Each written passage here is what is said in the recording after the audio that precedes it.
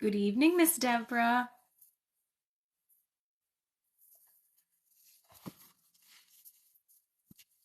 Hello, everyone. Thank you for joining me this evening. Hello, Bayou Babe. Thank you, Bree. I appreciate that.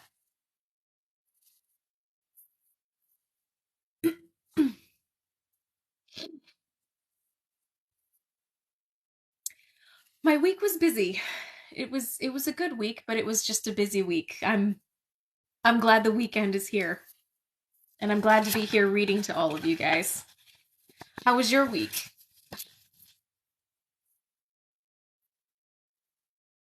Hello from Ontario, Canada.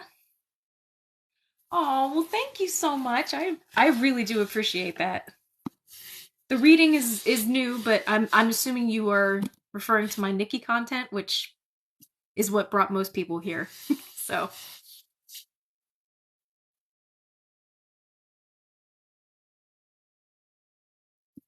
Ontario, Canada. So I've had people from the UK, Australia. I am reading All the Light We Cannot See by Anthony Doerr.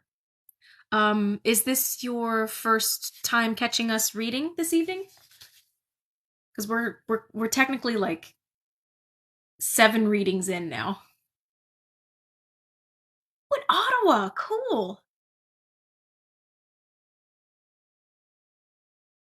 Chihuahua. My mom has Chihuahuas. Yes, they can be a lot of work. Let me see here.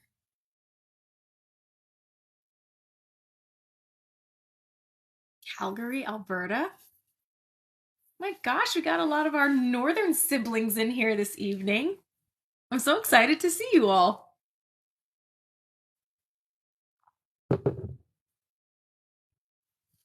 So we'll give this till about 8:05. Um, Brunswick, Maryland, you're not too terribly far away. Um, yeah, so we'll typically give this till about 8:05, and then I'll start reading. Virginia, Texas. Oh, thank you. Thank you so much. Wow, we got a lively, talkative bunch this evening. I love it. Love it, love it, love it. Um, oh, okay. Well, all right, so if you've never been here for the readings, well, thank you, Deborah. Thank you. Um, I'm just gonna go ahead and give you a little synopsis of, I mean, it's not gonna be a little synopsis. I'm gonna try and Reader's Digest it as much as I can, but as you can see, this is as much of the book as we have left. So there's a lot to technically catch you up on. But the setting of the book is in World War II, and primarily we are following 2 main characters: a young Parisian girl, a blind Parisian girl named Marie Laure, and her father, and a young German boy, an orphan, and his name is Werner. And so Werner lives in an orphanage with his sister, and he's very good with mechanics and math and building things. And he's essentially been recruited to join the Nazi military. And with his skills in math and science, he's going to be used as a locator. Um, so we've been going through his training at the military school for him. Um, for Marie Laure, we have been watching her travel from Paris, where she lives with her father, who is a locksmith who works at the National Museum uh, of Museum National Museum of Natural History in Paris. Um, and he has been charged with protecting an artifact because at this point the Germans have invaded France. The Germans have pushed through to Paris, and so Marie Laure and her father are moving westward, out to a small town named Saint Malo, where her great uncle Etienne lives, and they were hoping to find some safety and security there, but the Germans pushed all the way through to that space. So now we're about to watch these two characters come together, um, and see where it takes them from here. So I have the past readings of this book are on my YouTube page, and I've got them labeled in sequential order. So if you would like to catch up, I've got all of the recorded readings of this book on my YouTube page. And if you'd like to find my YouTube, just go to my bio here in TikTok, find the little Instagram button, hit that, and then you'll see my YouTube icon. It'll take you right to my YouTube page. What's up, cousin? Thank you, John.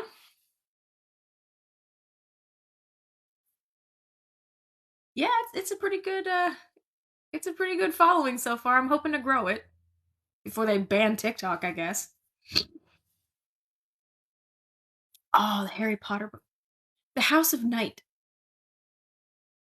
I have read that series. I mean, not obviously not read it. But yes, I have read that series. It's a good series. Perhaps I'll add that to the list. Dilly! I had a feeling that was you. Vampire Finishing School. Yeah, yeah, I think I've read that series before. So, all right. What all do I for the readings you mean, or on my other TikTok stuff? Because what I'm doing here I'm just reading books for my lives. For the next few months at least, I'm going to be reading books.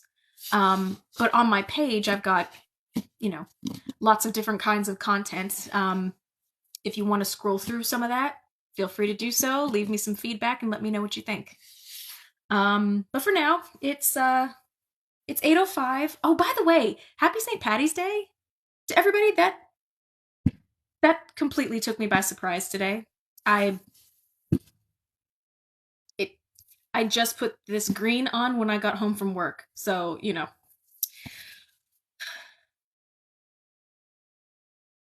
well, hopefully your ears can be glued to this reading this evening, even though you may be woefully lost about who I'm reading about. So, hang with me if you want, but I'll understand if you lose interest because you don't know what's going on. So with that, it's 8:05. I'm gonna go ahead and get started, and we'll see how far we get. We'll see how far we go. Dee, how are you, honey? Are you feeling better? I hope my reading to you lulls you to sleep and you get some good rest this evening. Nice coincidence wearing green. Yeah, no, this was intentional when I got home, but all right. August 9th, 1944. Fort National.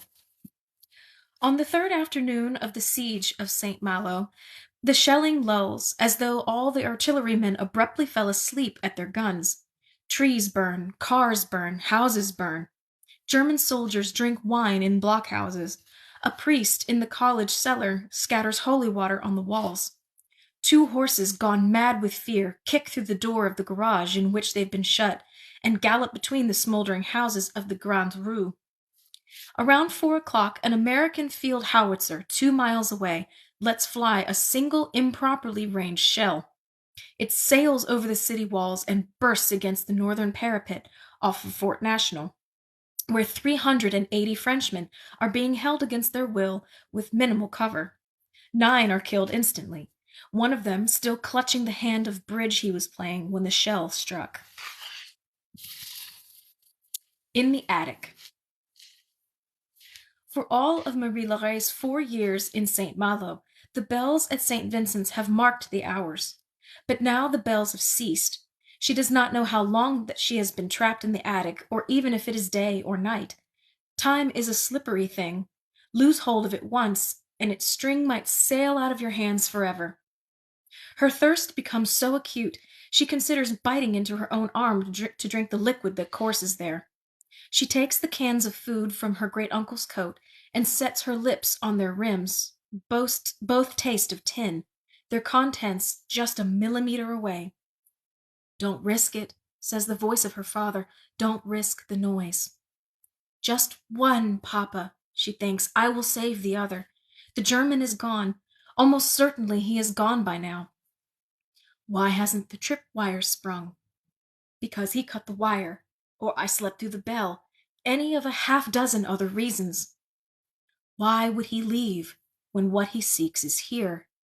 Who knows what he seeks? You know what he seeks. I'm so hungry, Papa. Try to think about something else. Roaring falls of clear, cool water. You will survive, ma chérie. How can you know?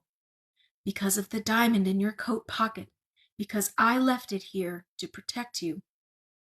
All it has done is put me in more danger. Then why hasn't the house been hit? Why hasn't it caught fire? It's a rock, Papa, a pebble. There is only luck, bad or good, chance and physics, remember? You are alive. I am only alive because I have not yet died. Do not open the can. He will hear you. He will not hesitate to kill you. How can he kill me if I cannot die? Round and round the questions run. Marie Laurey's mind threatens to boil over. Just now she has pulled herself up onto the piano bench at the end of the attic and is running her hands over Etienne's transmitter, trying to apprehend its switches and coils. Here the phonograph, here the microphone.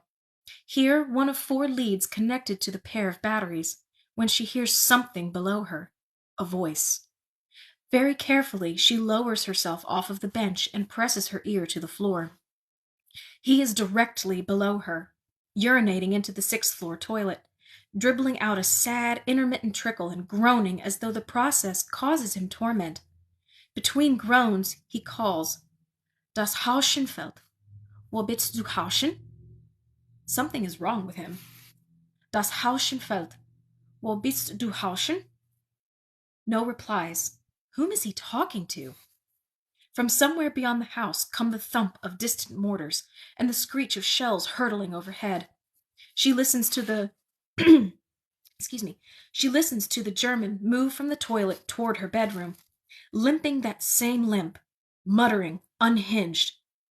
Hauschen. What does it mean? The springs of her mattress creak. She would know that sound anywhere. Has he been sleeping in her bed all this time? 6 deep reports sound one after the other, deeper than anti-aircraft guns, farther away. Naval guns. Then come drums, cymbals, the gongs of explosions drawing a crimson lattice over the roof. The lull is ending. Abyss in her gut, desert in her throat. Marie Laurey takes one of the cans of food from her coat, the brick and the knife within reach. Don't. But if I keep listening to you, Papa, I will die of starvation with food in my hands. Her bedroom below remains quiet. The shells come patiently, each round whizzing over at a predictable interval, scratching a long scarlet parabola over the roof. She uses their noise to open the can. Eee! Goes the shell. Ding! Goes the brick into the knife then into the can. Dull, terrible detonation somewhere. Shell splinters zinging into the walls of a dozen houses. Eee! Ding! Eee! Ding! With each blow, a prayer. Do not let him hear. 5 bashes and it's leaking liquid. With the 6th, she manages to saw open a quadrant and bend up the lid with the blade of the knife. She raises it and drinks. Cool, salty. It's the beans. Canned, cooked green beans. The water they have been boiled in is supremely tasty. Her whole body seems to reach up to absorb it. She empties the can. Inside her head, her father has gone quiet. What's up, Julie? I see you. The heads.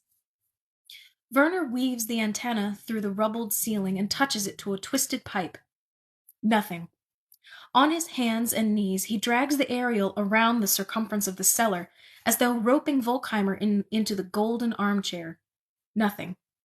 He switches off the dying flashlight and mashes the headset against his good ear and shuts his eyes against the darkness and turns on the repaired transceiver and runs the needle up and down the tuning coil, condensing all his senses into one. Static, static, static, static, static. Maybe they are buried too deeply. Maybe the rubble of the hotel creates an electromagnetic shadow. Maybe something fundamental is broken in the radio that Werner has not identified. Or maybe the Fuhrer's super scientists have engineered a weapon to end all weapons, and this whole corner of Europe is a shattered waste, and Werner and Volkheimer are the only ones left. He takes off the headphones and breaks the connection. The rations are long gone, the canteens are empty, and the sludge in the bottom of the bucket full of paintbrushes is undrinkable.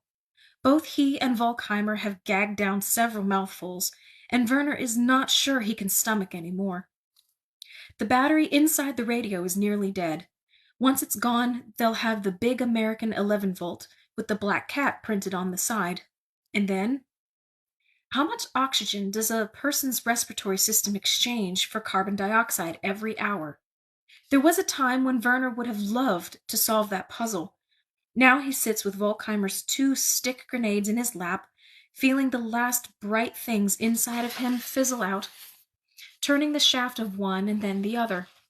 He'd ignite their fuses just to light this place up, just to see again. Volkheimer has taken to switching on his field light and focusing its frail beam into the far corner, where 8 or 9 white plaster heads stand on 2 shelves, several toppled onto their sides. They look like the heads of mannequins, only more skillfully fashioned. 3 with mustaches, 2 bald, 1 wearing the cap of a soldier. Even with the light off, the heads assume strange power in the dark.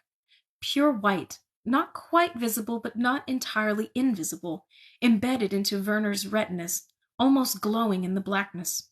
Silent and watchful and unblinking. Tricks of the mind. Faces. Look away. In the blackness, he crawls toward Volkheimer, a comfort to find his friend's huge knee in the darkness, the rifle beside him. Byrne's corpse somewhere beyond. Werner says, "Did you ever hear the stories they told about you?"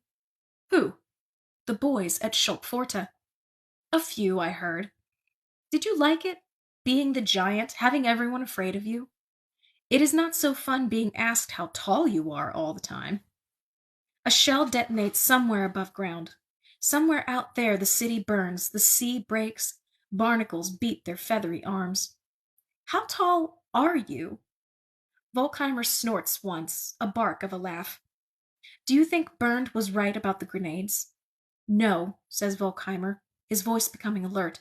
"They would kill us." "Even if we built some kind of barrier?" "We'd be crushed."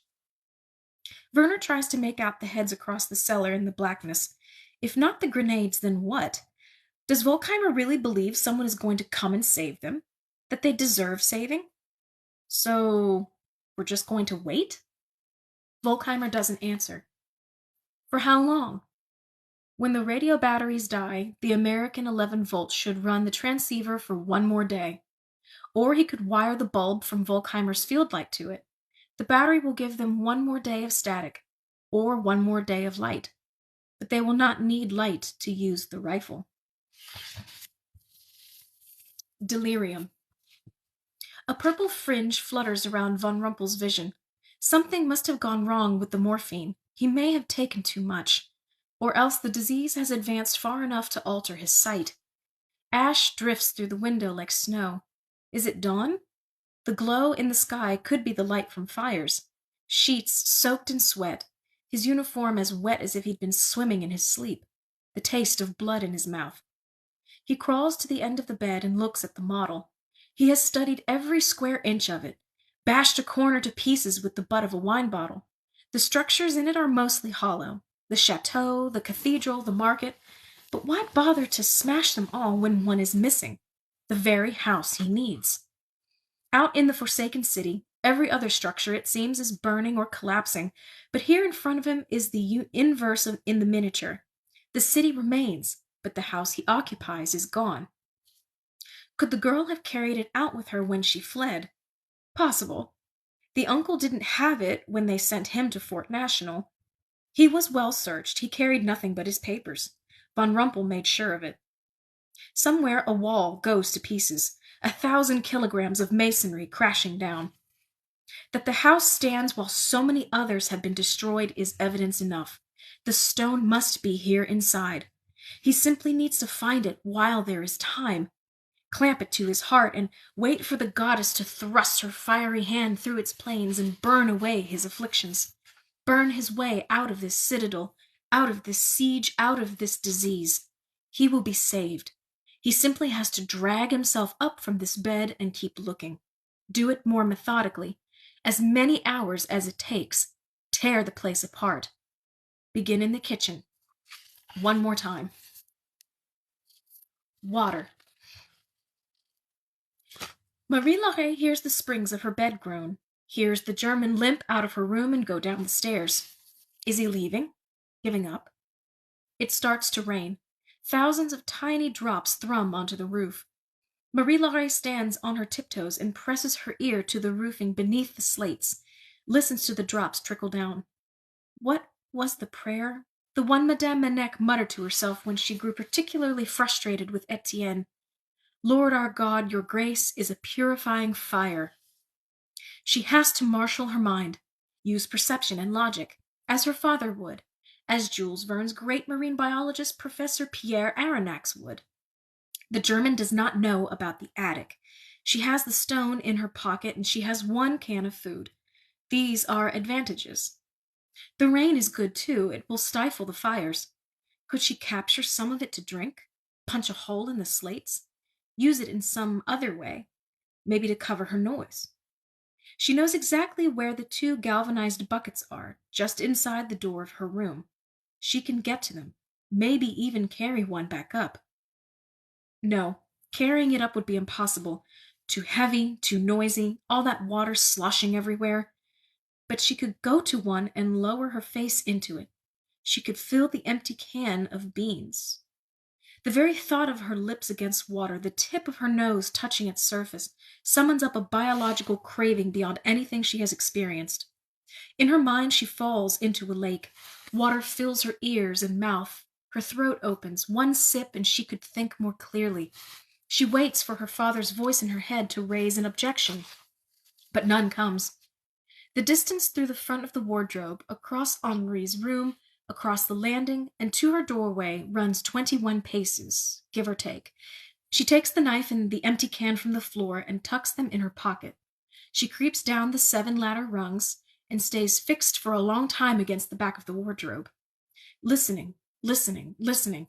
The little wooden house is a bump against her ribs as she crouches. Inside its tiny attic, does some tiny likeness of Marie-Laure wait, listening? Does that tiny version of her feel this same thirst? The only sound is the patter of the rain turning St. Malo into mud. It could be a trick. Maybe he heard her open the can of beans, went noisily downstairs, and climbed quietly back up. Maybe he stands outside the big wardrobe with his pistol drawn. Lord our God, your grace is a purifying fire. She flattens her hands against the back of the wardrobe and slides open the panel. The shirts drag across her face as she crawls through. She sets her hands against the inside of the wardrobe doors and nudges one open. No gunshot. Nothing. Out the now glassless window, the sound of rain falling on the burning houses is the sound of pebbles being stirred by waves. Marie-Laure steps onto the floor of her grandfather's old bedroom and summons him. A curious boy with lustrous hair who smells of the sea. He's playful, quick-witted, charged with energy. He takes one of her hands. While Etienne finds the other, the house becomes as it was 50 years ago. The boys' well-dressed parents laugh downstairs. A cook shucks oysters in the kitchen. Madame Manec, a young maid fresh from the countryside, sings on a stepladder as she dusts the chandelier. Papa, you had the keys to everything. The boys lead her into the hall. She passes the bathroom. Traces of the German smell hang in her bedroom, an odor like vanilla. Beneath it, something putrid. She cannot hear anything beyond the rain outside and her own pulse discharging in her temples. She kneels as soundlessly as she can and runs her hands along the grooves of the floor. The sound of her fingertips striking the bucket's side seems louder than the gong of a cathedral bell.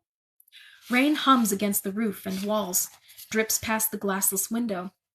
All around her wait her pebbles and seashells, her father's model, her quilt. Somewhere in here must be her shoes. She lowers her face and touches her lips to the water. Each swallow seems as loud as a shell burst. 1, 3, 5. She gulps, breathes, gulps, breathes. Her entire head is inside the bucket. Breathing, dying, dreaming. Does he stir? Is he downstairs? Is he coming back up? 9, 11, 13. She is full. Her whole gut stretches, sloshes. She's had too much. She slips the can into the bucket and lets it fill. Now to retreat without making a sound, without bumping a wall or the door, without tripping, without spilling. She turns and begins to crawl, the full can of water in her left hand. Marie-Laure makes the doorway of her room before she hears him. He is 3 or 4 stories below, ransacking one of the rooms. She hears what sounds like a crate of ball bearings get dumped onto the floor. They bounce, clatter, and roll. She reaches out her right hand, and here, just inside of the doorway, she discovers something big and rectangular and hard, covered with cloth. Her book, the novel, sitting right here as though her father has placed it for her. The German must have tossed it off her bed. She lifts it as quietly as she can and holds it against the front of her uncle's coat. Can she make it downstairs? Can she slip past him and into the street? But already the water is filling her capillaries, improving the flow of her blood. Already she thinks more keenly. She does not want to die. Already she has risked too much. Even if she could miraculously slip past the German, there is no promise that the streets will be safer than the house. She makes it to the landing, makes it to the threshold of her grandfather's room, feels her way to the wardrobe, climbs through the open doors, and closes them gently behind her.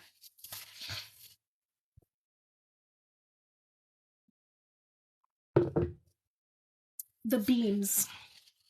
Shells are careening overhead, quaking the cellar like passing freight trains. Werner imagines the American artillerymen, spotters with scopes balanced on rocks or tank treads or hotel railings, firing officers computing wind speed, barrel elevation, air temperature, radiomen with telephone receivers pressed to their ears, calling in targets. Right 3 degrees, repeat range. Calm, weary voices directing fire. The same sort of voice God uses, perhaps, when he calls souls to him. This way, please. Only numbers, pure math. You have to accustom yourself to thinking that way. It's the same on their side, too. My great-grandfather, Volkheimer says all of a sudden, was a sawyer in the years before steamships, when everything went by sail. Werner can't be sure in the blackness, but he thinks Volkheimer is standing, running his fingertips along one of the 3 splintered beams that hold up the ceiling, his knees bent to accommodate his height, like Atlas about to slip into the traces. Back then, Volkheimer says, all of Europe needed masts for their navies, but most of the countries had cut down their big trees. England, great-grandfather said, didn't have a tree worth its wood on the whole island. So the masts for the British and Spanish navies, the Portuguese too, would come from Prussia, from the woods where I grew up. Great-grandfather knew where all the giants were. Some of those trees would take a crew of 5 men 3 days to bring down. First the wedges would go in, like needles, he said, in the hide of an elephant. The biggest trunks could swallow 100 wedges before they'd creak. The artillery screams. The cellar shudders. Great-grandfather said he loved to imagine the big trees sledding behind teams of horses across Europe, across rivers, across the sea to Britain, where they'd be stripped and treated and raised up again as masts, where they'd see decades of battle given a second life, sailing atop the great oceans, until eventually they'd fall and die their second death. Another shell goes overhead, and Werner imagines he hears the wood in the huge beams above him splinter. That chunk of coal was once a green plant, a fern or reed that lived 1 million years ago, or maybe 2 million, or maybe 100 million. Can you imagine 100 million years? Werner says, "Where I'm from, they dig up trees, prehistoric ones." Volkheimer says, "I was desperate to leave. I was too. And now?" Burned molders in the corner. Yuta moves through the world somewhere, watching shadows disentangle themselves from night, watching miners limp past in the dawn. It was enough when Werner was a boy, wasn't it? A world of wildflowers blooming up through the shapes of rusty cast-off parts. A world of berries and carrot peels and Frau Elena's fairy tales. Of the sharp smell of tar and trains passing and bees humming in the window boxes. String and spit and wire and a voice on the radio offering a loom on which to spin his dreams. The transmitter. It waits on the table tucked against the chimney, the twin marine batteries below it. A strange machine built years before to talk to a ghost. As carefully as she can, Marie Laure crawls to the piano bench and eases herself up. Someone must have a radio. The fire brigade, if one remains, or the resistance, or the Americans hurling missiles at the city. The Germans in their underground forts. Maybe Etienne himself.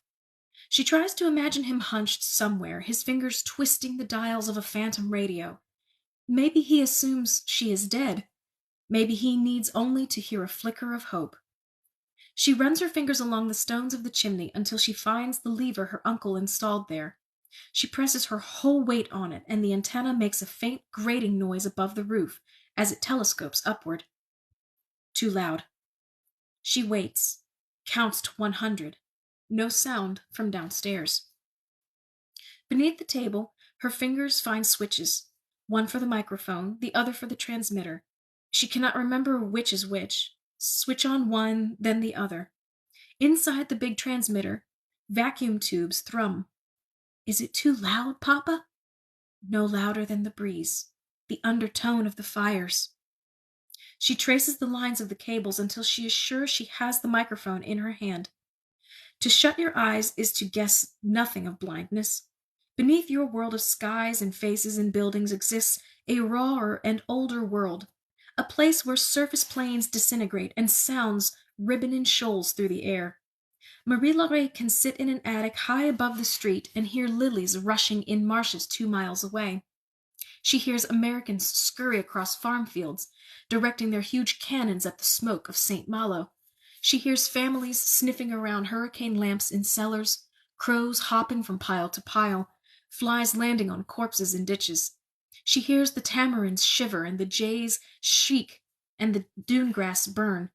She feels the great granite fist sunk deep into the earth's crust on which St. Malo sits, and the ocean teething at it from all 4 sides, and the outer islands holding steady against the swirling tides. She hears cows drink from stone troughs and dolphins rise through the green water of the channel. She hears the bones of dead whales stir 5 leagues below, their marrow offering a century of food for cities of creatures who will live their whole lives and never once see a photon sent from the sun. She hears her snails in the grotto drag their bodies over the rocks. Rather than my reading it to you, maybe you could read it to me? With her free hand, she opens the novel in her lap, finds the lines with her fingers, brings the microphone to her lips. Voice. On the morning of his 4th day, trapped beneath whatever is left of the Hotel of Bees, Werner is listening to the repaired transceiver, feathering the tuning knob back and forth, when a girl's voice says directly into his good ear, "At 3 in the morning, I was awakened by a violent blow." He thinks, it's hunger, the fever, I'm imagining things. My mind is forcing the static to coalesce. She says, I sat up in bed and tried to hear what was going on, but suddenly I was hurled out into the middle of the room. She speaks quiet, perfectly enunciated French. Her accent is crisper than Frau Elena's. He grinds the headphones into his ear. Obviously, she says, the Nautilus had collided with something and then heeled over at a sharp angle. She rolls her R's, draws out her S's. With each syllable, the voice seems to burrow a bit deeper into his brain. Young, high, hardly more than a whisper. If it is a hallucination, let it be. One of these icebergs turned and struck the Nautilus as it was cruising underwater. The iceberg then slipped under its hull and lifted it with an irresistible force into shallower water. He can hear her wet the top of her mouth with her tongue. But who was to say that at that moment we wouldn't collide against the underside of the barrier, and thus be horribly squashed between two surfaces of ice? The static emerges again, threatening to wash her out, and he tries desperately to fight it off. He is a child in his attic dormer, clinging to a dream he does not want to leave, but Yuta has laid a hand on his shoulder and is whispering him awake. We were suspended in the water, but 10 meters on each side of the Nautilus rose a shining wall of ice. Above and below there was the same wall. She stops reading abruptly, and the static roars. When she speaks again, her voice has become an urgent hiss. He is here. He is right below me. Then the broadcast cuts out. He feathers the tuner, switches bands. Nothing. He takes off the headset and moves in the total blackness toward where Volkheimer sits and grabs what he thinks is his arm. I heard something. Please. Volkheimer does not move. He seems made of wood. Werner yanks with all his strength, but he is too little, too weak. The strength deserts him almost as soon as it came. Enough, comes Volkheimer's voice from the blackness. It won't do any good. Werner sits on the floor. Somewhere in the ruins above them, cats are howling, starving, as is he, as is Volkheimer. A boy at Schopforta once described for Werner a rally at Nuremberg. An ocean of banners and flags, he said, masses of boys teeming in the lights, and the Fuhrer himself on an altar a half-mile away, spotlights illuminating pillars behind him, the atmosphere oversaturated with meaning and anger and righteousness. Hans Schlieser, crazy for it. Heribert Pomsel, crazy for it. Every boy at Schopforta, crazy for it. And the only person in Werner's life who could see through all that stagecraft was his younger sister. How? How did Yuta understand so much more about the world, about how the world worked, while he knew so little? But who was to say at that exact moment we wouldn't collide against the underside of the barrier and thus be horribly squashed between the two surfaces of ice? He is here. He is right below me. Do something. Save her.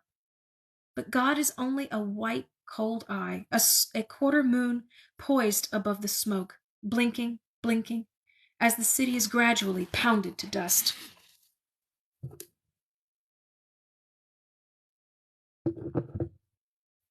May 1944. Edge of the world. In the back of the Opel, Volkheimer reads aloud to Werner. The paper Yuta has written on seems little more than the tissue in his gigantic paws. Oh, and Herr Seidler, the mining official sent a note congratulating you on your successes. He says people are noticing. Does that mean you can come home? Hans Pfeffering says to tell you, a bullet fears the brave, though I maintain that's bad advice. And Frau Elena's toothache is better now, but she can't smoke, which makes her cranky. Did I tell you she started smoking? Over Volkheimer's shoulder, through the cracked rear window of the truck shell, Werner watches a red-haired child in a velvet cape float 6 feet above the road. She passes through trees and road signs, veers around curves. She is as inescapable as a moon. Newman 1 coaxes the Opel west, and Werner curls beneath the bench in the back and does not move for hours, bundled in a blanket, refusing tea, tinned meat, while the floating child pursues him through the countryside. Dead girl in the sky, dead girl out the window, dead girl 3 inches away. 2 wet eyes, and that third eye of the bullet hole never blinking. They bounce through a string of small green towns where pollarded trees line sleepy canals. A pair of women on bicycles pull off the road and gape at the truck as it passes, some infernal lorry sent to blight their town. France, says Bernd. The canopies of cherry trees drift overhead, pregnant with blossoms. Werner props open the back door and dangles his feet off the rear bumper, his heels just above the flowing road. A horse rolls on its back in grass. 5 white clouds decorate the sky. They unload in a town called Epernay.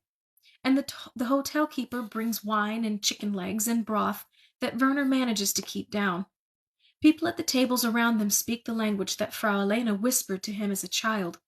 Newman 1 is sent to find Diesel, and Newman 2 engages Bernd in a debate about whether or not cow intestines were used as inflatable cells inside First War Zeppelins, and three boys in berets peer around a doorpost and ogle Volkheimer with huge eyes. Behind them, six flowering marigolds in the dusk form the shape of the dead girl, then become flowers once more. The hotel keeper says, "You would like more?" Werner cannot shake his head. Just now he's afraid to set down his hands in case they pass right through the table. They drive all night and stop at dawn, at a checkpoint on the northern rim of Brittany. The walled citadel of St. Malo blooms out of the distance.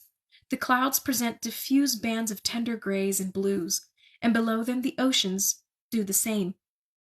Volkheimer shows their orders to a sentry. Without asking permission, Werner climbs out of the truck and slips over the low sea wall onto the beach. He winds through a series of barricades and makes for the tide line. To his right runs a line of anti-invasion obstacles shaped like a child's jacks, strung with razor wire extending at least a mile down the shoreline. No footprints in the sand. Pebbles and bits of weeds are strung in the scalloped lines. Three outer islands bear low stone forts. A green lantern glows on the tip of a jetty. It feels appropriate somehow to have reached the edge of the continent, to have only the hammered sea left in front of him, as though this is the end point Werner has been moving toward ever since he left Zollverein. He dips a hand in the water and puts his fingers in his mouth to taste the salt. Someone is shouting his name, but Werner does not turn. He would like nothing more than to stand here all morning and watch the swells move under the light. They're screaming now. Bernd, then Newman 1, and finally Werner turns to see them waving, and he picks his way along the sand and back up through the lines of razor wire toward the Opel. A dozen people watch. Sentries, a handful of townspeople, many with hands over their mouths. "Tread carefully, boy," Bernd is yelling. "There are mines! Didn't you read the signs?" Werner climbs into the back of the truck and crosses his arms. "Have you completely lost it?" asks Newman 2. The few souls they see inside the old city press their backs up against the walls to allow the battered Opel to pass. Newman 1 stops outside a 4-story house with pale blue shutters. "The Kriegskommandeur," he announces. I said that right. Volkheimer goes inside and returns with a colonel in field uniform, the Reichswehr coat and high belt and tall black boots. On his heels come 2 aides. "We believe there is a network of them," one says. "The encoded numbers are followed by announcements, births and baptisms and engagements and deaths. Then there is music, almost always music," says the second. "What it means we cannot say." The colonel drags 2 fingers along his perfect jawline. Volkheimer gazes at him, and then his aides, as though assuring worried children that some injustice will be righted. "We'll find them," he says. "It won't take long."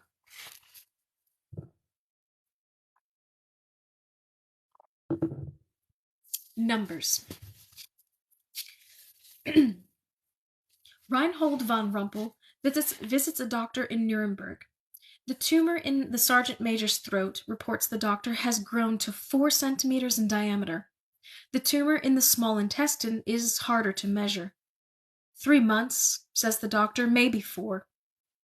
An hour later, von Rumpel has installed himself at a dinner party. 4 months. 120 sunrises. 120 more times he has to drag his corrupted body out of a bed and button it into a uniform. The officers at the table talk with indignation about other numbers. The 8th and 5th German armies retreat north through Italy. The 10th Army might be encircled. Rome could be lost. How many men? 100,000. How many vehicles? 20,000. Liver is served, cubes of it with salt and pepper, showered in a rain of purple gravy. When the plates are taken away, von Rumpel hasn't touched his 3,400 marks, all he has left, and 3 tiny diamonds that he keeps in an envelope inside his billfold, each perhaps a carat. A woman at the table enthuses about greyhound racing, the speed, the charge she feels watching it. Von Rumpel reaches for the looped handle of his coffee cup and tries to hide the shaking. A waiter touches his arm. A call for you, sir, from France. Von Rumpel walks on wobbly legs through a swinging door. The waiter sets a telephone on a table and retreats. Sergeant Major, this is Jean Brignon. The name conjures nothing in Von Rumpel's memory. I have information about the locksmith, whom you asked about last year. Leblanc. Yes, Daniel Leblanc. But my cousin, sir, do you remember? You offered to help. You said that if I found information, you could help him. 3 couriers, 2 found. One last puzzle to solve. Von Rumpel dreams of the goddess almost every night. Hair made of flames, fingers made of roots. Madness, even as he stands at the telephone, ivy twines around his neck, climbs into his ears. Yes, your cousin. What have you discovered? Leblanc was accused of conspiracy, something to do with a chateau in Brittany, arrested in January 1941 on a trip to a local. They found drawings, skeleton keys. He was also photographed taking measurements in St. Malo. A camp? I have not been able to find out. The system is rather elaborate. What about the informer? A Malouin named Lavitte, first name Claude. Von Rumpel thinks. The blind daughter, the flat on Rue des Patriarches, vacant since June 1940, while the Natural History Museum pays the rent. Where would you run if you had to run somewhere, if you had something valuable to carry, with a blind daughter in tow? Why St. Malo, unless someone you trusted lived there? My cousin, Jean Brignon, is saying, you'll help? Thank you very much, says Von Rumpel, and sets the receiver back in its cradle. May. The last days of May 1944 in St. Malo feel to Marie-Laure like the last days of May in 1940 in Paris, huge and swollen and redolent, as if every living thing rushes to establish a foothold before some cataclysm arrives. The air on the way to Madame Rouel's bakery smells of myrtle and magnolia and verbena. Wisteria vines erupt in blossom. Everywhere hang arcades and curtains and pendants of flowers. She counts storm drains. At 21, she passes the butcher, the sound of a hose splashing onto tile. At 25, she is at the bakery. She places a ration coupon on the counter. 1 ordinary loaf, please. And how is your uncle? The words are the same, but the voice of Madame Rouel is different, galvanized. My uncle is well, thank you. Madame Rouel does something she has never done. She reaches across the counter and cups Marie-Laure's face in her flowery palms. You amazing child. Are you crying, madame? Is everything all right? Everything is wonderful, Marie-Laure. The hands withdraw, the loaf comes to her, heavy, warm, larger than normal. Tell your uncle that the hour has come, that the mermaids have bleached hair. The mermaids, madame? They are coming, dear, within the week. Put out your hands now. From across the counter comes a wet, cool cabbage, as big as a cannonball. Marie-Laure can hardly fit it into the mouth of her knapsack. Thank you, madame. Now get home. Is it clear ahead? As water from the rock, nothing in your way. Today is a beautiful day, a day to remember. The hour has come. Les sirènes ont les chevaux décolorés. Her uncle has been hearing rumors on his radio that across the channel, in England, a tremendous armada is gathering, ship after ship being requisitioned, fishing vessels and ferries retrofitted, equipped with weapons, 5,000 boats, 11,000 airplanes, 50,000 vehicles. At the intersection of the Rue des Tres, she turns not left, toward home, but right. 50 meters to the ramparts, 100 or so more along the base of the walls. From her pocket she pulls Harold Bazin's iron key. The beaches have been closed for several months, studded with mines and walled off with razor wire. But here in the old kennel, out of sight of everyone, Marie Laure can sit among her snails and dream herself into the mind of the great marine biologist Aronnax, both guest of honor and prisoner on Captain Nemo's great machine of curiosity, free of nations and politics, cruising through the kaleidoscopic wonders of the sea. Oh, to be free, to lie once more in the Jardin des Plantes with Papa, to feel his hands on hers, to hear the petals of the tulips tremble in the wind. He made her the glowing hot center of his life. He made her feel as if every step she took was important. Are you still there, Papa? They are coming, dear, within the week. Hunting. Again. They search day and night. Saint Malo, Dinard, Saint Servan, Saint Vincent. Newman One coaxes the battered Opel down the street so narrow that the sides of the truck shells scrape against the walls. They pass little gray creperies with their windows smashed, and shuttered boulangeries and empty bistros, and hillsides full of conscripted Russians pouring cement and heavy-boned prostitutes carrying water from wells, and they find no broadcasts of the sort the colonel's aides described. Werner can receive the BBC from the north and the propaganda stations from the south. Sometimes he manages to snare random flints of Morse code, but he hears no birth or wedding or death announcements, no numbers, no music. The room Werner and Bernd are given, on the top floor of a requisitioned hotel within the city walls, is like a place that time wants no part of. 300-year-old stucco quatrefoils and palmate capitals and spiraling horns of fruit festoon the ceiling. At night, the dead girl from Vienna strides the halls. She does not look at Werner as she passes his open door, but he knows it is he she is hunting. The hotel keeper wrings his hands while Volkheimer paces the lobby. Airplanes crawl across the sky, it seems to Werner incredibly slowly, as if at any moment one will stall and drop into the sea. Ours? Asks Newman One, or theirs?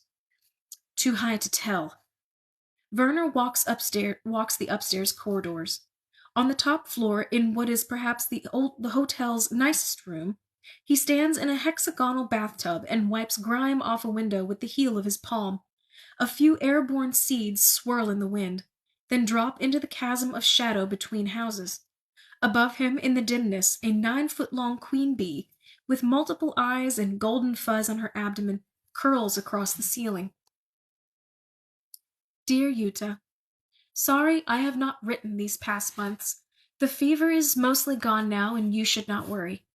I have been feeling very clear-headed lately, and what I want to write about today is the sea. It contains so many colors. Silver at dawn, green at noon, dark blue in the evening. Sometimes it looks almost red. Or it will turn the color of old coins. Right now the shadows of clouds are dragging across it, and patches of sunlight are touching down everywhere. White strings of gulls drag over it like beads. It is my favorite thing, I think, that I have ever seen. Sometimes I catch myself staring at it and forget my duties. It seems big enough to contain everything anyone ever could feel. Say hello to Frau Elena and the children who are left.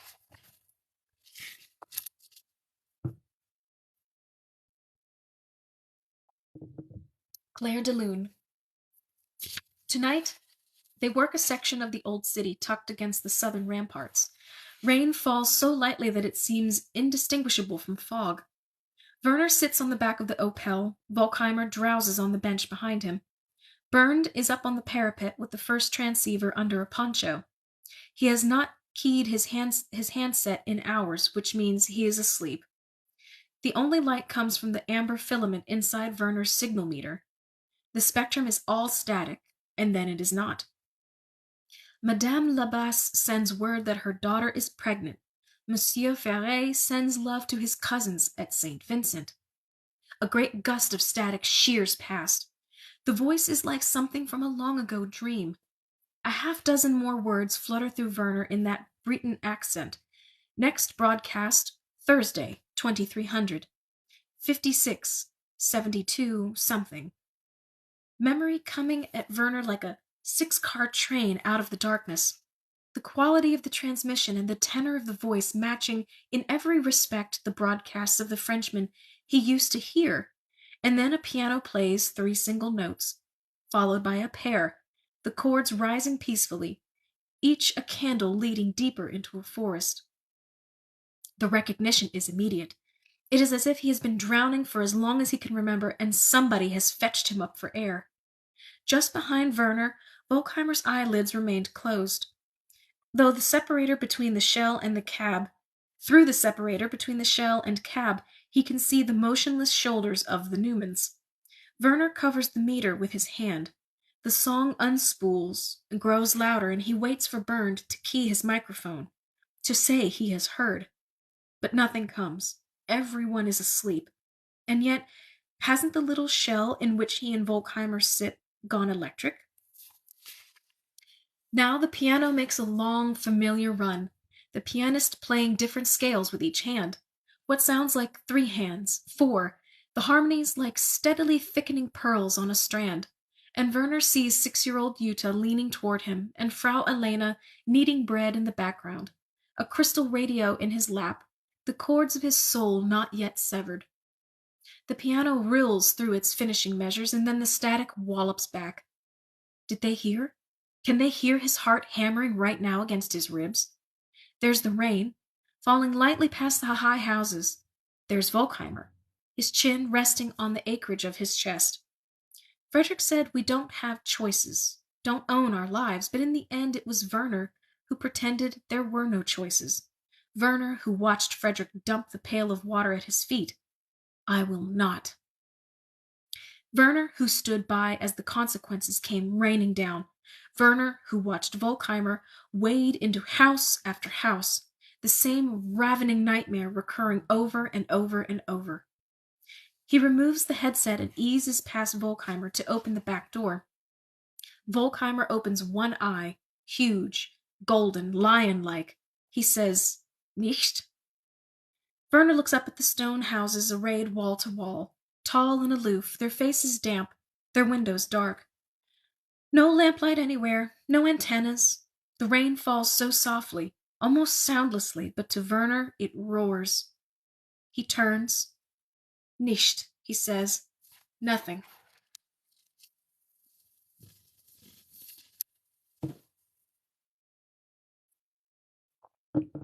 Antenna. An Austrian anti-air lieutenant installs a detachment of 8 at the Hotel of Bees.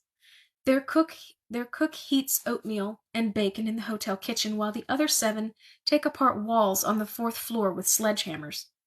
Volkheimer chews slowly, glancing up every now and then to study Werner. Next broadcast, Thursday, 2300. When Werner heard the voice everyone was listening for, and what did he do? Lied. Committed treason. How many men might be in danger because of this? And yet, when Werner remembers hearing that voice, when he remembers that song flooding his head, he trembles with joy. Half of northern France is in flames. The beaches are devouring men.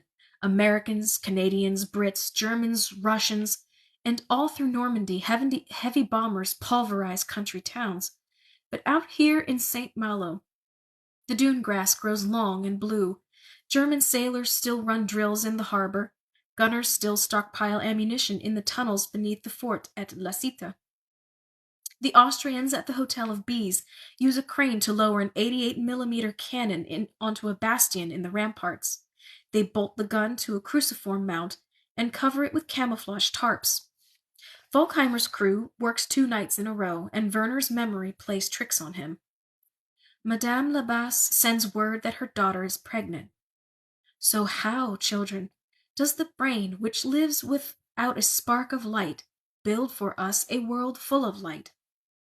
If the Frenchman employs the same transmitter that used to reach all the way to Zollverein, the antenna will be big. Or else there will be hundreds of yards of wire. Either way, something high, something sure to be visible. On the 3rd night after hearing the broadcast, Thursday, Werner stands in the hexagonal bathtub beneath the Queen Bee. With the shutters pushed open, he can look over to his left, over a jumble of slate rooftops. Sheer waters skimmed the ramparts, sleeves of vapor enshrouded the steeple. Whenever Werner contemplates the old city, it is the chimneys that strike him. They are huge, stacked in rows of 20 and 30 along each block. Not even Berlin had chimneys like that. Of course, the Frenchman must be using a chimney. He hurries down through the lobby and paces the Rue des Forgers, then the Rue des Dinants, staring up at shutters, gutter lines, looking for cables bracketed to bricks, anything that might give the transmitter away. He walks up and down until his neck aches. He has been gone too long. He will be upbraided. Volkheimer already senses something amiss. But then, right at 2300 hours, Werner sees it. Hardly 1 block from where they parked the Opel, an antenna sliding up alongside a chimney, not much wider than a broomstick. It rises perhaps 12 meters and then unfolds as if by magic into a simple T. A high house on the edge of the sea, a spectacularly good location from which to broadcast. From street level, the antenna is all but invisible. He hears Yuta's voice. I bet he does these broadcasts from a huge mansion, as big as this whole colony, a place with 1,000 rooms and 1,000 servants. The house is tall and narrow, 11 windows in its facade, splotched with oran lichen, its foundation furred with moss. Number 4 on the Rue Vaudreuil. Open your eyes and see what you can with them before they close forever. He walks fast to the hotel, head down, hands in his pockets. Big Claude. Levit, the perfumer, is flabby and plump, basted in his own self-importance. While he talks, Von Rumpel struggles to keep his balance. The intermingling of so many odors in this shop overwhelms. In the course of the past week, he has had to make a show of trips to a dozen different garden estates up and down the Breton coast, forcing his way into summer homes to hunt down paintings and sculptures that either do not exist or do not interest him. All of it to justify his presence here. Yes, yes, the perfumer is saying, his gaze flitting over Von Rumpel's insignia. A few years ago he helped authorities apprehend an out-of-towner who was taking measurements of buildings. He only did what he knew was right.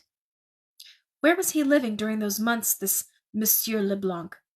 The perfumer squints, calculating. His blue-ringed eyes trumpet one message. I want. Give me. All these aching creatures, thinks Von Rumpel, toiling under different pressures. But Von Rumpel is the predator here. He needs only to be patient. Indefatigable. Remove the obstacles, one by one. When he turns to go, the perfumer's complacency splinters. Wait. Von Rumpel keeps one hand on the door. Where did Monsieur Leblanc live? With his uncle? Useless man. Off his rocker, as they say. Where? Right there. He points. Number 4. Boulangerie. A full day passes before Werner can find an hour to return. A wooden door, iron gate across that, blue trim on the windows. The morning fog is so dense that he cannot see the roof line. He entertains pipe dreams. The Frenchman will invite him in. They'll drink coffee, discuss his long-ago broadcasts. Maybe they'll investigate some important empirical problem that has been troubling him for years. Maybe he'll show Werner the transmitter. Laughable. If Werner rings the bell, the old man will assume he's being arrested as a terrorist, that he might be shot where he stands. The antenna on the chimney in itself is cause for execution. Werner could bang on the door, march the old man away. He would be a hero. The mist begins to suffuse with light. Somewhere, someone opens a door and closes it again. Werner remembers how Yuta would write her letters in a flurry and scribble, "The Professor, France," on the envelope and drop them into the mailbox in the square. Imagining her voice might find his ear as his had found hers, 1 in 10 million.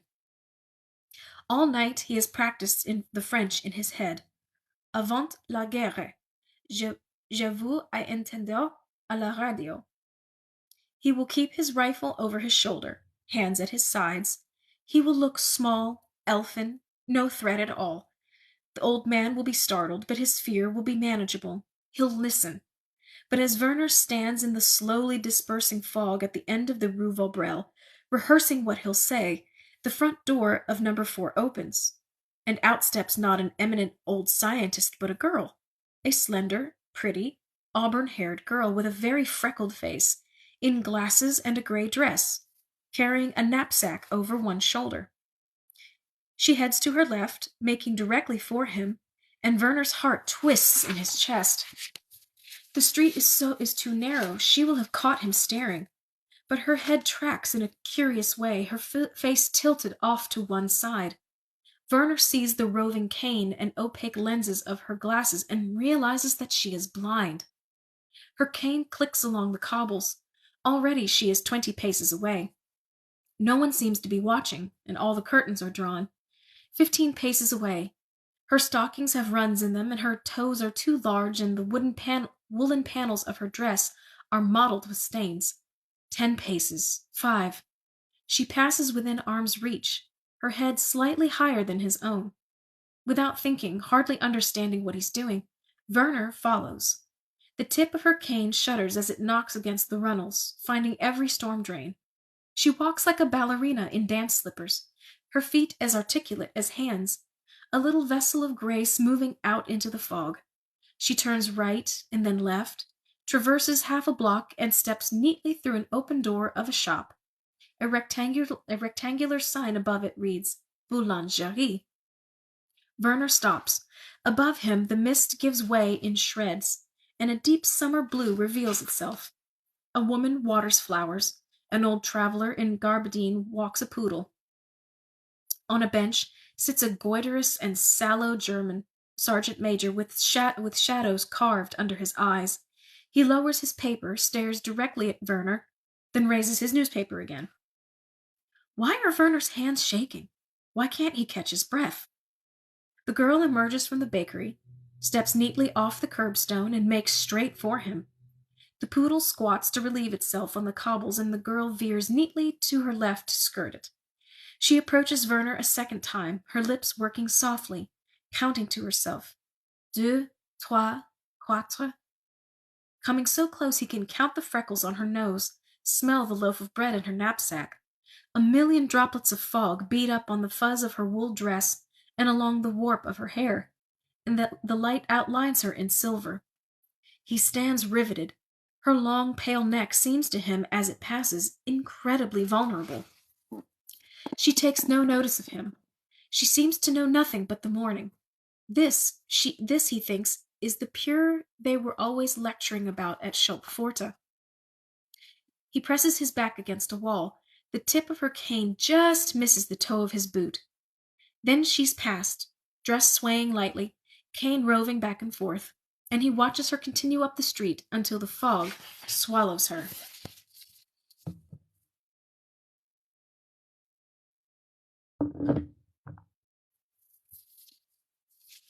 Grotto. A German anti-air battery shoots an American plane out of the sky. It crashes into the sea off Paramé, and its American pilot wades ashore to be taken prisoner. Etienne sees it as a calamity, but Madame Ruelle radiates glee. Movie star handsome, she whispers, as she hands Marie Laurey a loaf.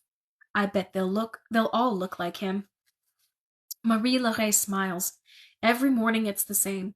The Americans ever closer, the Germans fraying at the seams. Every afternoon Marie Laurey reads to Etienne from part 2 of 20,000 Leagues, both of them in new territory now. 10,000 leagues in 3.5 months, writes Professor Aronnax. Where were we going now, and what did the future have in store for us? Marie Laurey puts the loaf in her knapsack, leaves the bakery, and winds toward the ramparts to Harold Bazin's grotto. She closes the gate, lifts the hem of her dress, and wades into the shallow pool, praying she does not crush any creatures as she steps. The tide is rising. She finds barnacles, an anemone as soft as silk. She sets her fingers as lightly as she can on a Nasarius. It stops moving immediately, sucking its head and foot inside its shell. Then it resumes, the twin wands of its horns extending, dragging its whorled shell atop the sled of its body. What do you seek, little snail? Do you live only in this one moment, or do you worry like Professor Aronnax for your future? When the snail has crossed the pool and started up the far wall, Marie Laure picks up her cane and climbs out in her dripping, oversized loafers. She steps through the gate and is about to lock it behind her when a male voice says, "Good morning, mademoiselle." She stumbles, almost trips. Her cane goes clattering. "What's in your sack there?" He speaks proper French, but she can tell that he is German. His body obstructs the alley. The hem of her dress drips. Her shoes squelch out water. To both sides rise sheer walls. She keeps her right fist clenched around a spar of the open gate. "What is that back there? A hidey hole?" His voice sounds terribly close, but it's hard to know for certain in a place so congested with echoes. She can feel Madame Ruel's loaf pulsing on her back like something alive. Lodged inside it almost certainly is a coiled up slip of paper, on which numbers will spell out a death sentence. For her great uncle, for Madame Ruel, for them all. She says, "My cane. It has rolled behind you, dear." Behind the man unspools the alley, and then the hanging curtain of ivy, and then the city. A place where she could scream and be heard. "May I pass, monsieur?" Of course. But he does not seem to move. The gate creaks lightly. "What do you want, monsieur?" Impossible to keep her voice from trembling. If he asks about the knapsack, her heart will burst. "What do you do in there?" "We're not allowed on the beaches." "So you come here?" "To collect snails. I must be getting along, monsieur. May I please retrieve my cane?" "But you have not collected any snails, mademoiselle." "May I pass?" "First, answer a question about your father." "Papa?" Something grows cold inside of her. "Papa will be here any moment." Now the man laughs, and his laugh echoes up between the walls. "Any moment, you say? Your papa, who's in a prison 500 kilometers away?" Threads of terror spill through her chest. "I should have listened, papa. I never should have gone outside." "Come now, petite Cauterie," says the man. "Don't look so frightened." And she can hear him reaching for her. She smells rot on his breath, hears oblivion in his voice, and something, a fingertip, grazes her wrist as she jerks away and clangs the gate shut in his face. He slips. It takes longer than she expects for him to get to his feet. Marie Laure turns the key in the lock and pockets it and finds her cane as she retreats into the low space of the kennel. The man's desolate voice pursues her, even as his body remains on the other side of the locked gate. "Mademoiselle, you made me drop my newspaper. I am just a lowly sergeant major here to ask a question. One simple question, then I will leave." The tide murmurs, the snails teem. Is the ironwork too narrow for him to squeeze through? Are its hinges strong enough? She prays they are. The bulk of the rampart holds her in its breadth. Every 10 seconds or so, a new sheet of cold sea-water comes flowing in. Marie Laure can hear the man pacing out there. One pause, two, one pause, two. A lurching hobble. She tries to imagine the watchdogs that Harold Bazin said lived here for centuries. Dogs as big as horses. Dogs that ripped the calves off men. She crouches over her knees. She is the whelk, armored, impervious. Agoraphobia.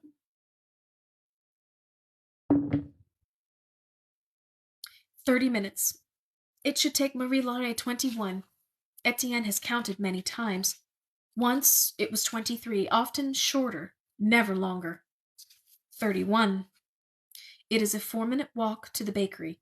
4 there and 4 back, and somewhere along the way, those other 13 or 14 minutes disappear.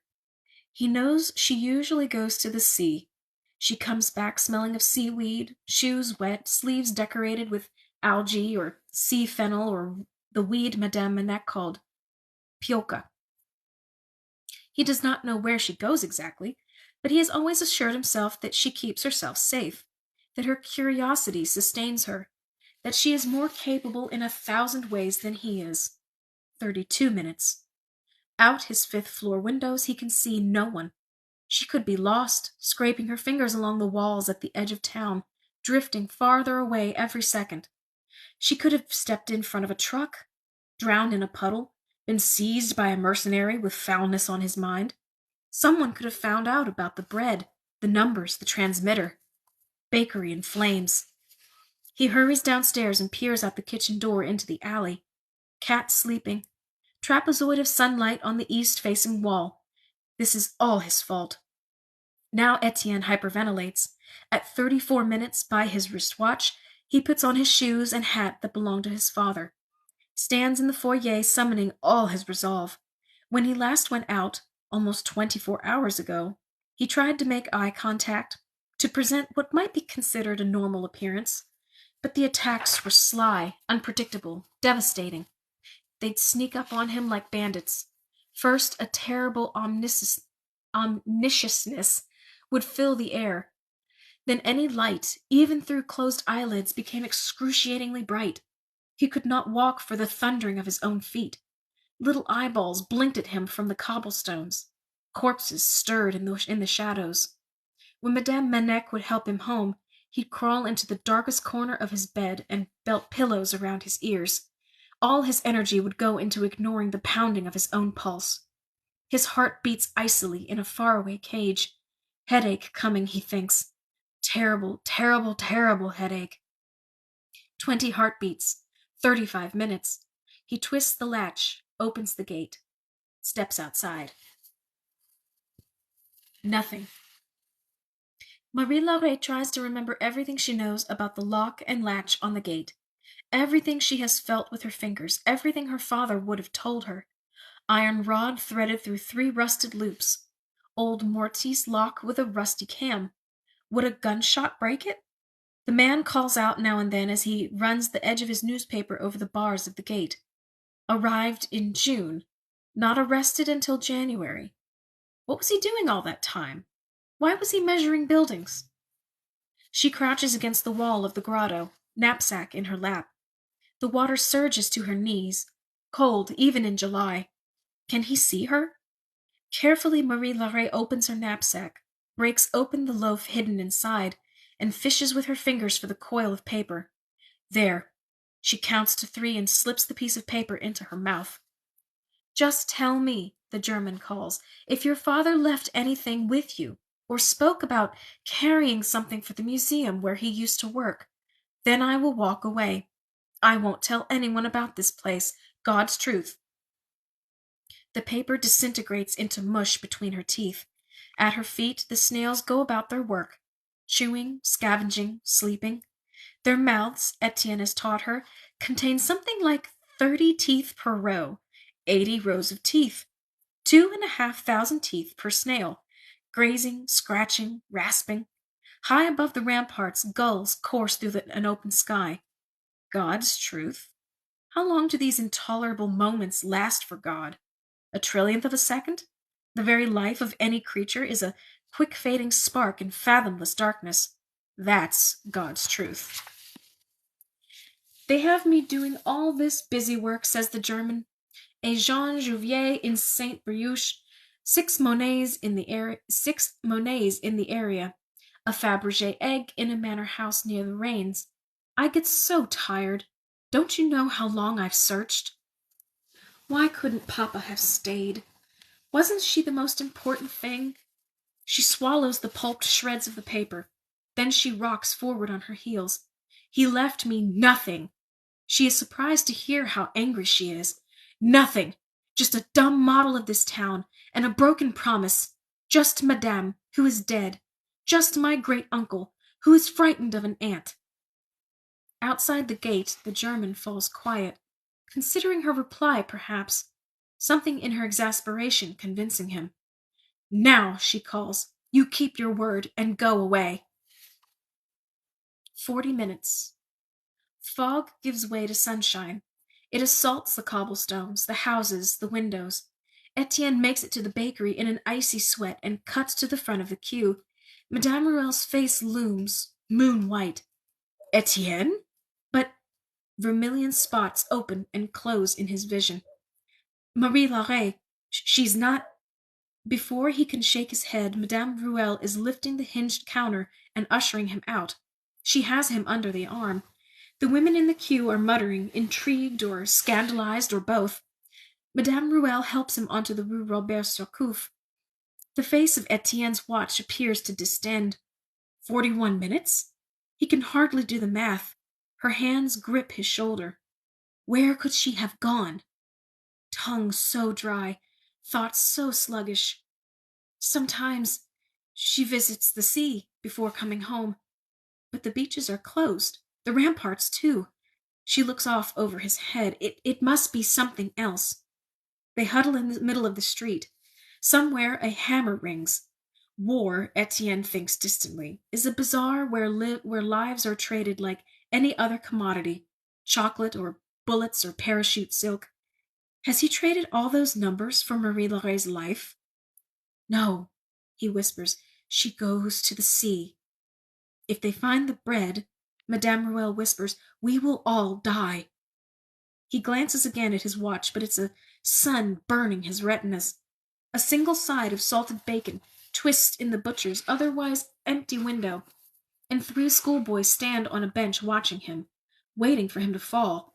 And just as he is certain the morning is about to shatter, Etienne sees in his memory the rusted gate leading to the crumbling kennel beneath the ramparts, a place where he used to play with his brother Henri and Harold Bazin. A small, dripping cavern where a boy could shout and dream. Stick-thin, alabaster-pale Etienne Leblanc runs down the Rue de Dinan with Madame Ruelle, the baker's wife, on his heels, the least robust rescue ever assembled. The cathedral bells chime 1, 2, 3, 4, all the way to 8. Etienne turns down the Rue de Boyer and reaches the slightly angled base of the ramparts, traveling the paths of his youth, navigating by instinct. He turns right, passes through the curtain of swinging ivy, and ahead, behind the same locked gate in the grotto, shivering, wet to her thighs, wholly intact, crouches Marie Laurey, with the ruins of a loaf of bread in her lap. You came, she says when she lets them in, when he takes her face in his hands. You came. The girl. The book, Dolores, the book is All the Light We Cannot See by Anthony Doerr. And the chapter at the moment is called The Girl, and we are on page 423. If you're still listening, I hope you are. The girl. Werner thinks of her, whether he wishes to or not. Girl with a cane, girl in a gray dress, girl made of mist. That air of otherworldliness in the snarls of her hair and the fearlessness of her step. She takes up residence inside of him, a living doppelganger to face down the dead Viennese girl who haunts him every night. Who is she? Daughter of the broadcasting Frenchman? Granddaughter? Why would he endanger her so? Volkheimer keeps them out in the field, roving villages along the Rance River. It seems certain that the broadcasts will be blamed for something, and Werner will be found out. He thinks of the colonel with his perfect jawline and flared pants. He thinks of the sallow sergeant major eyeing him over the top of the newspaper. Do they already know? Does Volkheimer? What can save him now? There were nights where he'd stare with Yuta out the attic window of Children's House and pray for the ice to grow out of the canals, to reach across the fields and envelop the tiny pit houses, crush the machinery, pave over everything, so they'd wake in the morning to find everything they knew was gone. This is the sort of miracle he needs now. On the 1st of August, a lieutenant comes to Volkheimer. The demand for men on the lines, he says, is overwhelming. Anyone not essential to the defense of St. Malo must go. He needs at least 2. Volkheimer looks them over, each in turn. Burned, too old. Werner, the only one who can repair the equipment. Newman 1, and Newman 2. An hour later, both are seated in the back of a troop carrier, with their rifles between their knees. A great change has occurred in the countenance of Newman 2. as though he looks not at his former companions, but into his last hours on earth, as though he is about to ride in some black chariot at a 45-degree angle down into the abyss. Newman One raises a single steady hand. His mouth is expressionless, but in the wrinkles at the corners of his eyes, Werner can see despair. In the end, murmurs Volkheimer as the truck heaves away, none of us will avoid it. That night, Volkheimer drives the Opel east along a coastal road toward Kankale, and Bernd takes the transceiver out to a knoll in a field, and Werner operates the second from the back of the truck, and Volkheimer stays folded into the driver's seat, his huge knees jammed against the wheel.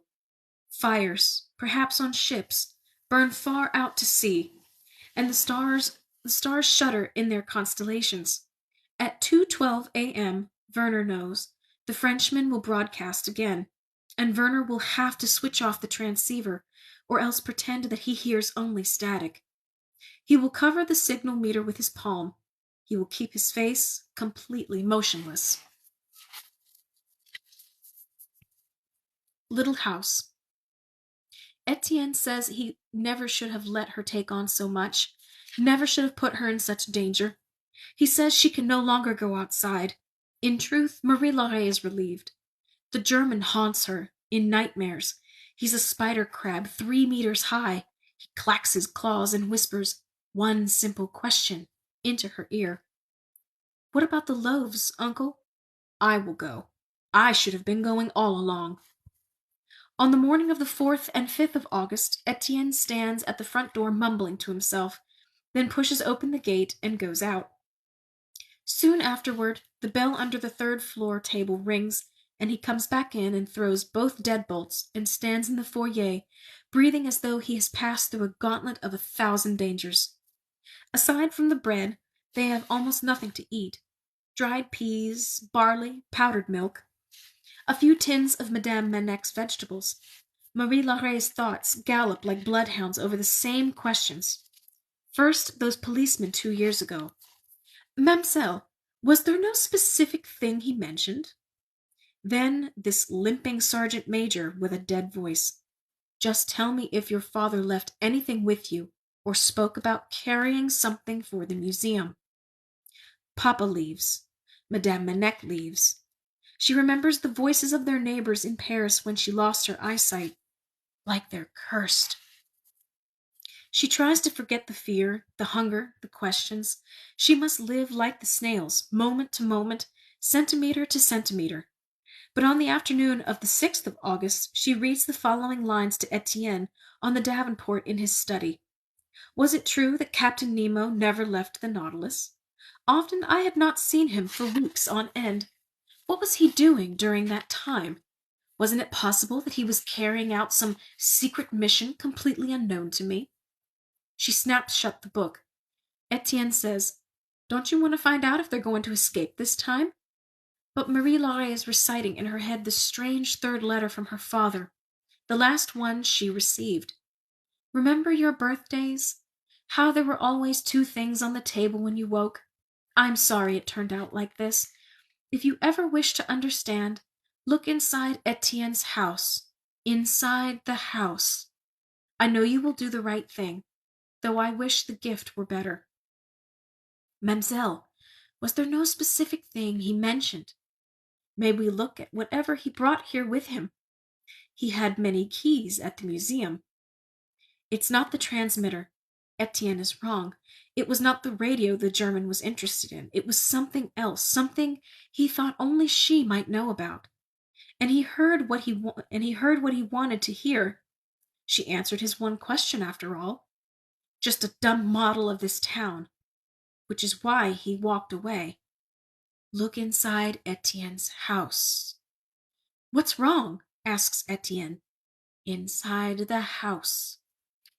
I need to rest, she announces, and scrambles up the stairs 2 at a time, shuts her bedroom door and thrusts her fingers into the miniature city.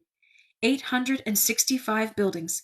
Here, near a corner, waits the tall, narrow house at number 4, Rue Vaurelle.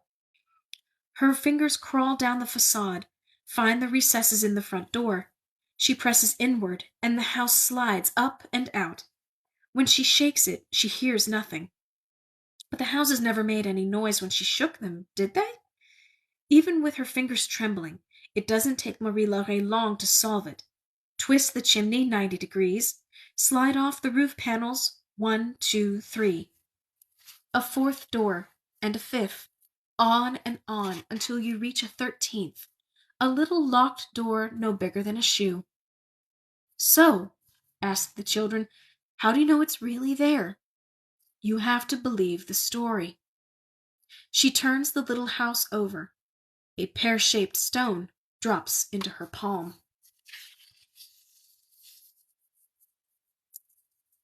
All right. That brings us to the end of our session for the evening, everybody. Oh, goodness. So how we doing? Checking in.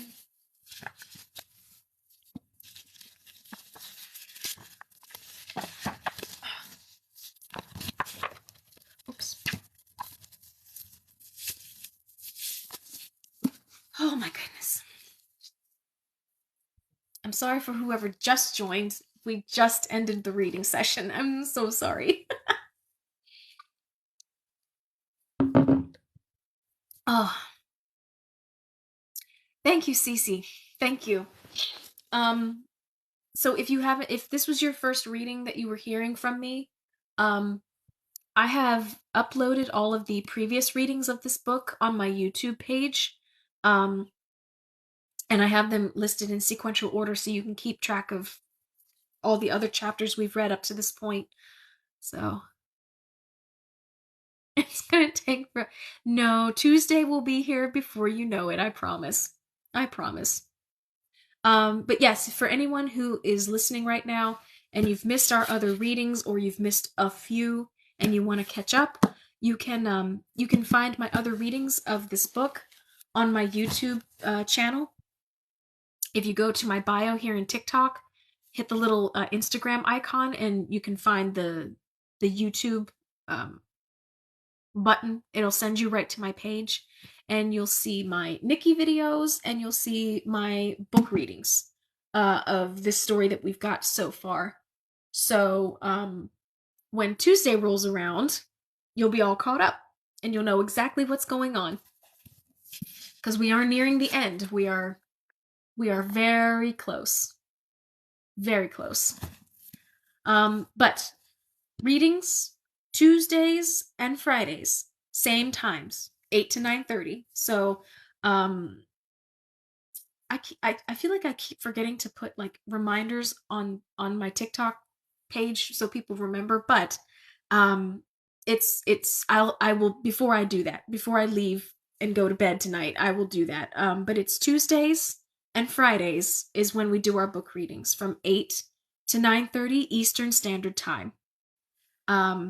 So we will be probably in the next maybe 3 readings. So in the next week and a half, we'll be finishing up this book and we will be moving on to our second choice book, Cleopatra's Daughter. And then once we get through that book, we'll be reading, what was the third book we picked? Oh, Leonardo's Swans. So that will kind of be our agenda for the next probably few months, I suppose, to do these live readings. But yeah, Tuesdays and Fridays, Eastern Standard Time, 8 to 9:30. So with that, I hope you all have a fantastic evening for the rest of the night. Have a great weekend. Yes, Kim, this book is an amazing book. I love this book so much. And so far I hope everything, I know there was a lot of French. I'm sure I didn't get some of it right, but I am trying. German, Russian, French. I'm trying. I'm trying very hard. So I should be like this. Yes. Good morning, Luna. in Australia. Good morning. Um, no, you're absolutely right. And I'm sure as this evolves in the future, I'll have like a stand or something I can put a picture of whatever it is that I'm reading. You know, this is still very much a work in progress. So 11:30 Saturday morning. 9:30 at night here, so all right. Well, in your case, Australia, good morning, almost good afternoon. And for the rest of you, I hope you have a fantastic night and I will see you guys on Tuesday. Bye.